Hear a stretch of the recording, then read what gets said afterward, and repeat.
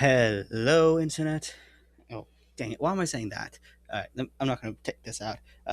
Hello. Sorry. Actually, I know exactly why I said that. I was watching some freaking game theory earlier. Hello, Guardians. Guardian Stories here, coming to you with the newest video today. I meant to put this out a lot earlier, but this is going to be a very late upload. I apologize. So this video is probably not going to do well, but I want us to be able to say I upload a video tonight. Hopefully, I'll be able to do one tomorrow as well. Who knows? Now, today, I'll be going over one of my stories that while I have not worked a whole lot on, it's still close to my heart just because of its topic. And that is the book Lost and Forgotten, a Halo story. Now, I very much love Halo. I've been a part of the fandom since I was 7 years old. You know, I have been loving this game and the series and the books and everything else for years. I'm actually okay with this TV show. Haven't seen much of it, seen bits and pieces. Some of it I like, some of it I don't. But I'm not going to get into that right now. This series I started, years ago. This is one of my older series. I started after this. I know for a fact I started this after the Star Wars book, after Grey Jedi. I don't remember exactly when though. It's been a while. The overall premise of this was basically a how do I make a character in Halo and what kind of story can I write that's not part of the games. And eventually I decided I'd do something similar to essentially Halo Wars, where where it's a case of where it's kind of a case of Unity force fighting a Covenant force, and it essentially ends up fighting over a Forerunner shield world. I'll get into what that is in a second, but I'll get more in depth into the how I actually decide to come up with this book. And it started really because after reading a bit more, years and years ago, this is in 2019, 2020-ish. I'm pretty sure it was during COVID when by the way, not sponsored whatsoever. I'd love to be sponsored by Dr. Pepper. I love Dr. Pepper. Specifically, though, this flavor, just the regular flavor. I don't like any of the other flavors. I'm very basic. Anyway, what got me thinking on how to make this book was simple. I was starting to read more about all the different Spartan programs, and specifically, I remember it was after a video I watched from the YouTube channel Installation00. Please go check them out. Actually, I'll probably, I might actually I'll put a link towards that guy's channel. I love it. He does a lot of in-depth war stuff, and I love him. But I remember it was after I watched a video of his going over the Spartan 3 program, and I really wanted to make Spartan 3s because it's hard to make the Spartan 2s because there's not many of them, right? There's a very limited group you can make. And we don't know much about a proposed secondary program, though you could always do one like that, but regardless, wouldn't be a high success rate. The Spartan 3 program, however, had a lot more candidates, including those, even if you're not counting those that weren't killed in the main heavy operations, which were basically giant suicide operations. Basically, they were suicide missions featuring roughly 300 Spartans each, and they all got wiped out. However, they still had some members that weren't in these suicide missions. These were those who were the headhunters, which were almost as suicidal because they were sent behind enemy lines, expected to take out objectives, and then try and make it back, with the success rate of them getting back being quite low. And then they had the special, I think it was Cat 5 teams. I think that was the term, which is basically this team such as, say, Noble Team from the Halo Reach series. From not the series, Halo Reach book. So you'd have teams like that. And there was a few others. There was especially in the game Halo Reach, I believe it was Red Team, Gauntlet, and Echo Team, I believe. Those were the three others that were on Reach. You can kind of find Spartan bodies of them, possibly from these teams, in the mission Lone Wolf at the very end of the game. But anyway, I started thinking on, if I was to make some characters, who would they be? What would this person be? What would be the story? And I started thinking of that, and I started making the character and a few others, including coming up with the number designations for them. And I made a few of them, and I'll explain who they are because two of those characters are actually in this story. However, they're not the main story characters. This book doesn't really have main characters. It has a set main cast, but not really main characters. Um, but that got me to eventually thinking, what would the story be? And so the story basically, and this is kind of evident in the very first chapter that I actually have published, which at the moment, let me show you that. At the moment, I only have the prologue chapter, prologue done. I'm still working on chapter one. I'm not going to show you anything on chapter one yet. Now, the description for the book is this: throughout the nearly 3-decade-long Human Covenant War, many battles were fought, both on planets and in the vacuum of space. Countless stories have been told and recounted of the actions of both humanity and the Covenant. But during the 28 years of the war, scores of these conflicts went unnoticed, their stories going untold. This is one such story. Now, the overall premise is simple. Oni during the war had an initiative based of prowlers going around trying to find information on any Covenant movements, ship fleet movements, logistical centers, homeworlds, or planet overall controlled planets that had significance to the Covenant. And in this one, which is shown in the actual prologue, please go check it out. I'll actually leave a link to this. I'll leave a link to my Wattpad in the comment in the description below. And again, it's going to be Lost and Forgotten, a Halo story. And just a double thing, this image, I do not own this image. This was just one I got off of, I think it was Pinterest. It is not, I do not own it, but it is bloody freaking awesome. Let me do a quick visual search. I can't remember why I found it exactly. It's been a long while since I found this one. Isaac Hannaford Spaceship Guru from on Pinterest.com here. Oh, come on.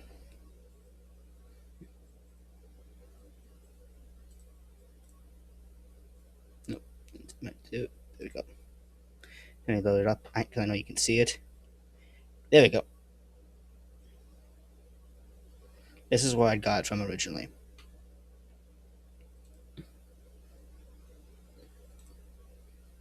Oh, bugger. I'm going to need to cut that out. Oh well. It's fine. It's like, half a second. Whatever.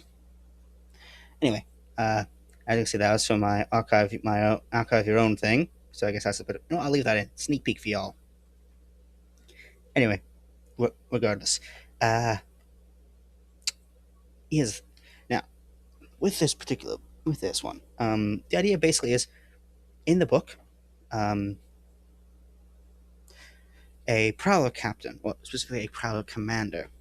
He is on the ship.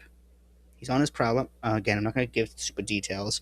But basically, a prowler commander is doing his duty, patrolling some old human colonies, trying to just get any pings on Covenant ship movements, which is very difficult when there's faster than light travel.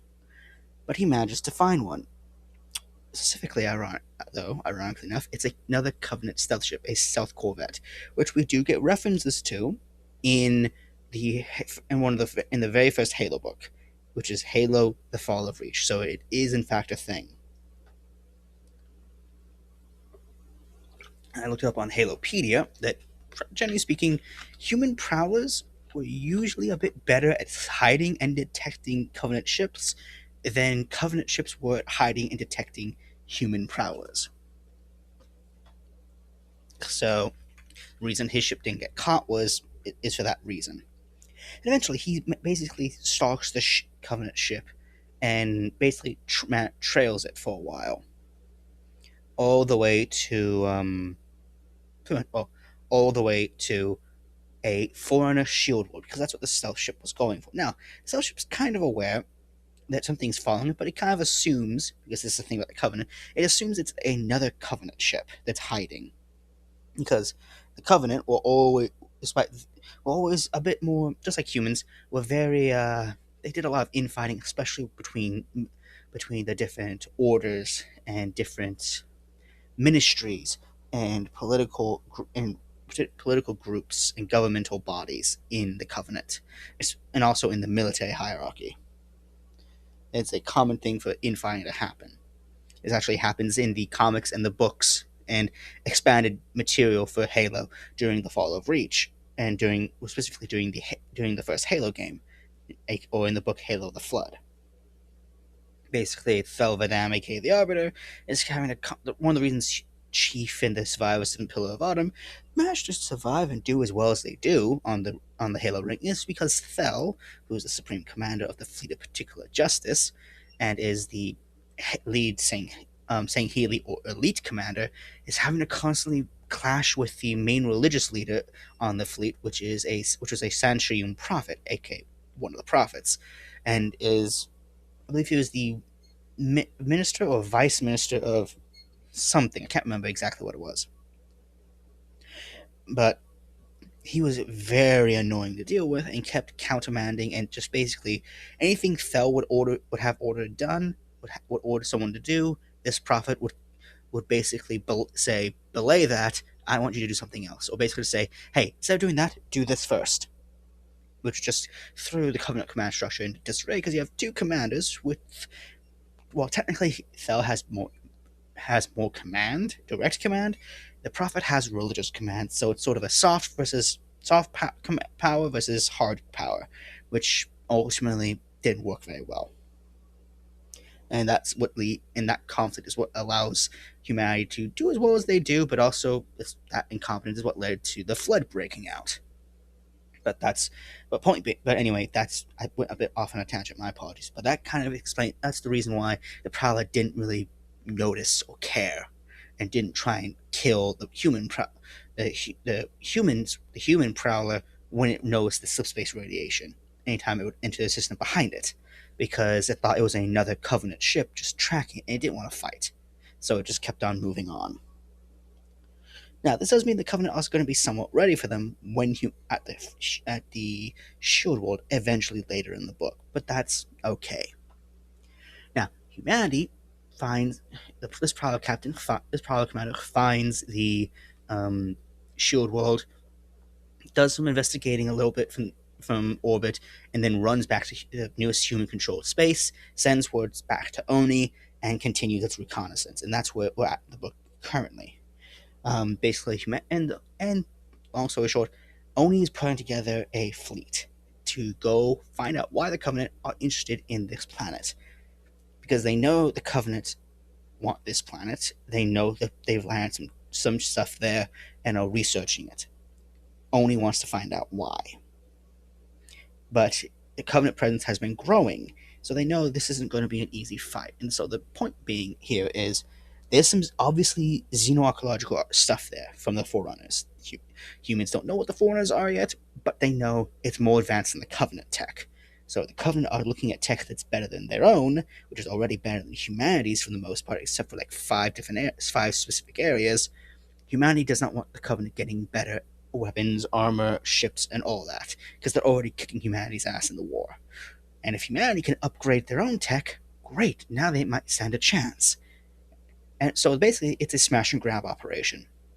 Go in, fight off the Covenant if possible, get down there, take what technology they can, research and study and take samples or bits of technology, whatever they can, while also setting up essentially bombs and detonation charges and nukes on the planet, and get rid of it. Get rid of as many archaeological sites as you can. Basically, just go scorched earth on the planet, so that the Covenant don't have anything they can use themselves. That's the whole point, is so the Covenant cannot get technology themselves. Basically, get what you can and deny the Covenant the same tech. That's the plan.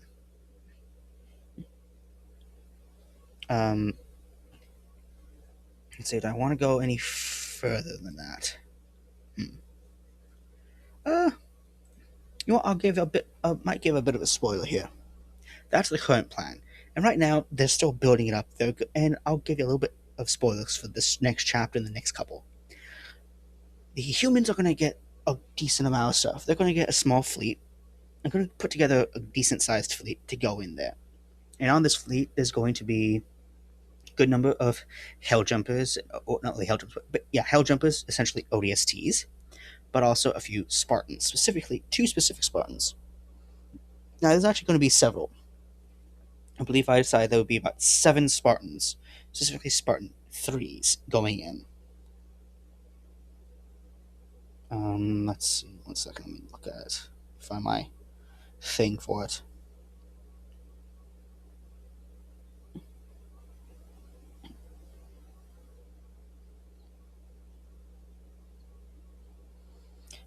Yeah, there's going to be. Actually, no, there's going to be 8 Spartans. I remember. There's going to be 8. There's going to be 2 teams. There's going to be a team from the Cat 2 or Cat 5 teams or Cat 6. No, Cat 2 teams, as they were called. The special service teams from Alpha Company, led by a Spartan named David, whose moniker is S Spartan 3 A252, which would be S3 A252. And again, his name is David. Then we have Spartan Scott. He is from Beta Company, so his designation is S3B-357. Now, both of them have their own teams. Now, I actually looked this up. Our company teams usually were 3-man teams. Beta Company tended to have 4-man teams. So you have a 3-man team and a 4-man team. That's where the 7 come from. There's one other Beta Company member, though, who had been pulled off of what was known as Operation Torpedo, which was the suicide mission that Beta Company went on. Those 3 companies, Alpha, Beta, and Gamma. Gamma we see a bit of in I believe it's Ghost of Onyx, I think. Yeah, Ghost of Onyx. Alpha and Beta, they died. They went on the main companies, the main 300 of each, were wiped out, except for 2 members in Beta Company for Operation Torpedo. But a few people were taken out last minute. Of those 3, you have 3 specifically from what I remember. You have Cat from Noble Team. You have Noble 6 from Noble Team. You also have one other, Spartan B170, and he's also going to be in this book. He's going to be one of the people in there. So, though he's not going to be really a huge main person. So you're going to have 8 Spartan 3s in this team. They're going to be helping with dealing with Covenant forces, but also with the archaeological stuff and basically all the Forerunner tech stuff, guarding the Oni scientists and all that. Yeah. Also, the commander for the Oni commander from the Prowler for the Prowler Corvette. His name is Lieutenant Commander Kurt Langwell. Now, that's going to be what they're going to do. I will go ahead and spoil this, though, as you can all kind of guess. This is not going to go entirely according to plan. Mainly because, and I'll get the spoiler here. The main reason it's not going to go to plan is simple.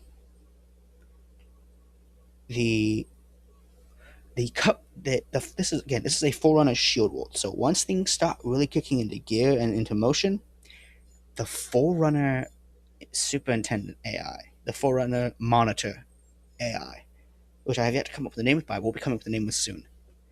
They're going to take a very special interest in the Covenant and the human, aka Reclaimer, forces on the world, trying to mess up his installation. Or their installation. Might be male or female voice, I haven't really thought of it. But they're going to take a very special interest and annoyance in what's going on. And that's all I'll say for now. But definitely keep a lookout for this. This next chapter is going to be coming out hopefully in the next couple months. But until then, see you guys next time. Later, Guardians.